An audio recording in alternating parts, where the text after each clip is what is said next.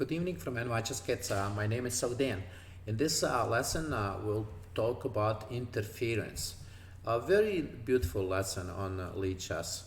I would suggest you take a piece of paper and write down the moves. We are going to calculate together. It's going to be so much fun.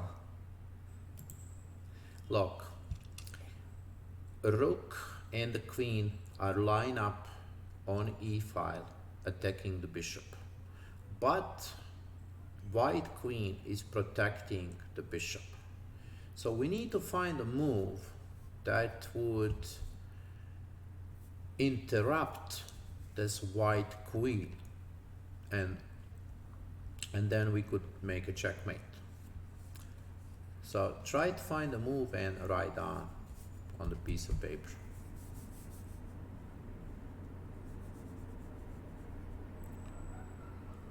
If you played bishop to b5 here, then you are correct. Look, by playing bishop to b5, we are taking the queen, right? And the pawn cannot take, because if pawn takes, then queen e2 would be a checkmate. So queen will have to take, and of course after rook takes the queen, we are winning because the next move would be queen e2. So let's see this. Look, we play bishop e5. This is interference, right? We are putting the piece in between the queen and the bishop on e2 and damaging that coordination between the two pieces. Beautiful move, right? Queen has to take and you take. And now what can white do? Like if white takes the rook, we'll play checkmate, right? So game is won for black. Let's go to the next one. Let's first see what's going on. Look, when I analyze this game, of course I see those two pawns. Pay attention how they are surrounding the white king, right? Then we have a queen on h4, we have a rook on h8 and rook on d8. Those are the pieces that can help us to checkmate. So first see and write down all the moves that you can find. It's black to move, of course.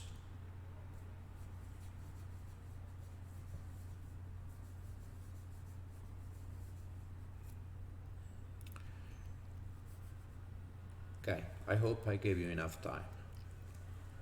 For sure, it's not queen h1, right? Because queen goes to g1 blocks the mate. So look, calculate with me now. The first move will play a rook to d4. So we are blocking the queen, right? We wanna, with this move rook d4, we wanna play queen h1 checkmate. Now, what would happen if queen takes on d4? Then we would take queen d4, and when pawn takes on d4, this rook from h8 goes all the way to h1 checkmate. Now let's calculate more. A rook d4, if pawn takes on d4, then queen h1 checkmate. Let's do it again. A rook d4, a rook e8 check, then a rook has to take.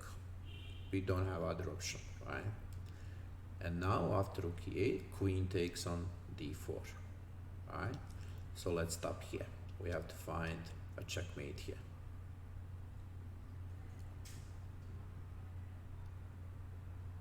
Okay, I hope you found queen h1 check. Queen from d4 goes back and blocks the check. Now this excellent move. Rook to e1 check. King has to take on e1. Queen takes on g1 check. Knight blocks the check, knight f1. Then we play queen f2 check because the pawn protects us. King has to go to d1 and queen e2, checkmate. So let's do it. Rook d4, check, we take. Now check, rook e1, check, queen f2, and checkmate. Okay, great, nice calculation, right? How many moves did we calculate? 1, 2, 3, 4, 5, 6, 7. Excellent. Okay, let's go to the next one. And what do we have here? How do we do interference here? So interference is really disruption of the opponent's pieces, right? Right now we are attacking on b file, right, with a rook and the queen. We are attacking the rook on a8. Try to find a move for white.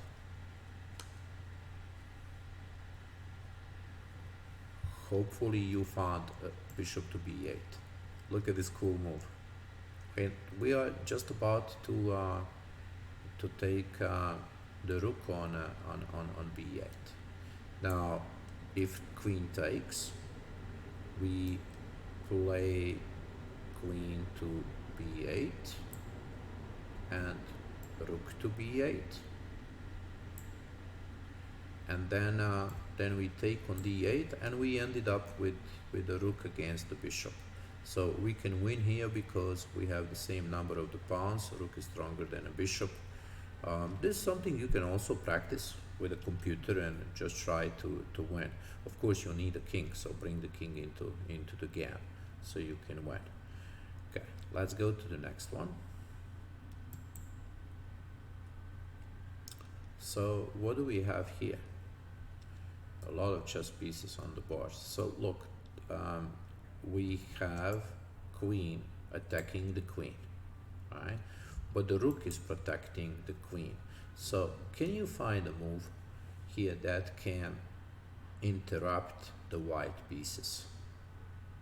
And then we'll calculate together.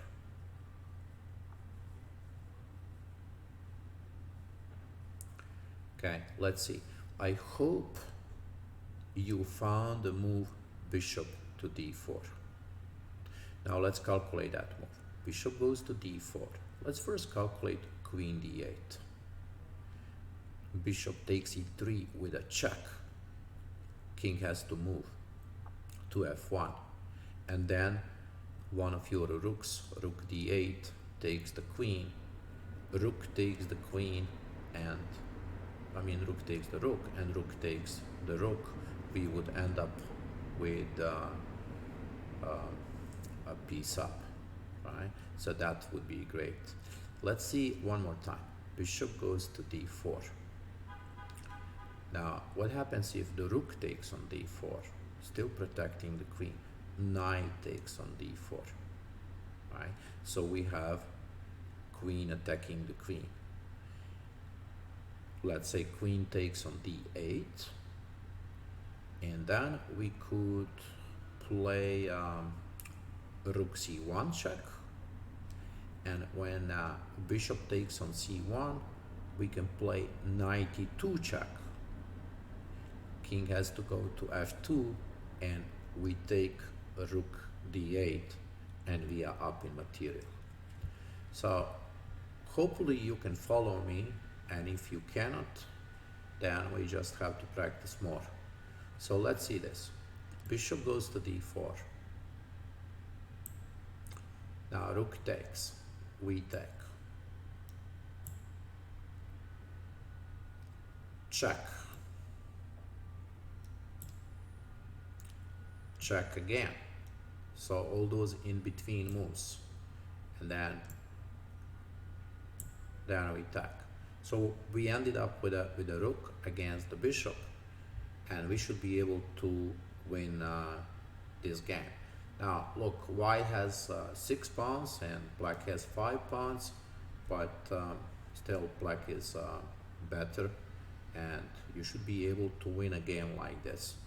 I would suggest practice, continue playing this against the computer, and try to win.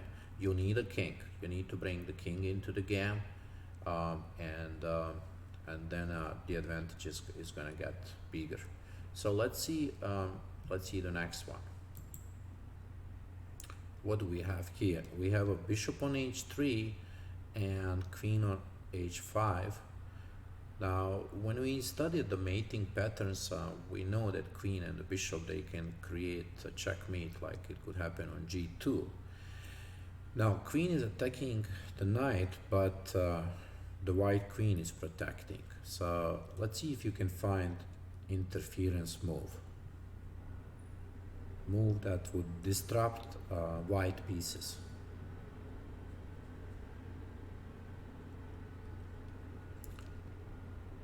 Okay, hopefully you found this move, rook to e3. Look, we are giving the rook. If pawn takes the rook, then queen takes the knight, and the next move could be queen g2 mate, or I mean, the attack is very powerful there. We would win the game. So what else can white do? If white takes the rook with the queen, then we just capture, right? We take here, and we are of course winning this game, right? On knight g5, there are so many different moves we could play.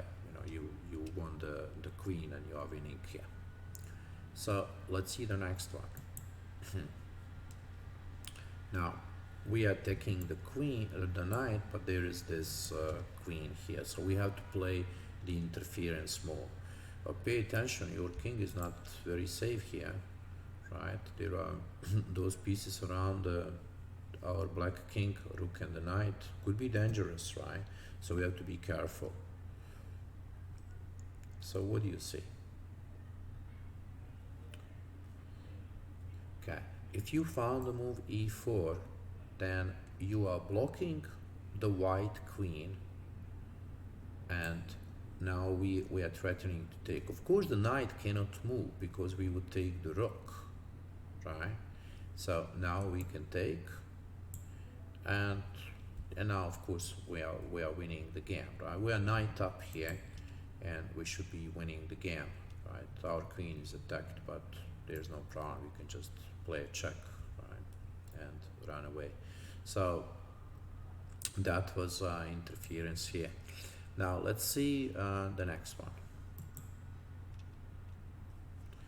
What do we have here? We have this attack, right? Queen is attacking the rook, and we have the queen protecting. So let's find the interference move here.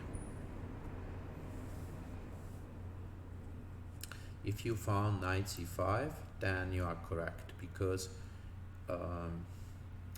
the rook is trapped, and the rook actually cannot take the bishop because you can come back and take with a knight. So you are not really giving two pieces here for the rook. So pawn takes, and then we take the rook. And of course, here we have to trade the queens, right? We take, and then just run away with a bishop, and with the two pawns on this side, we are going to win this, because rook is stronger than a knight, right? So excellent. So we've learned about interference. I like interference a lot. It's so much fun, right? There are many positions about interference, and I'm sure we'll learn more about. But for now, the most important is that you know what the interference says. Thank you for listening to me, and we'll continue studying together.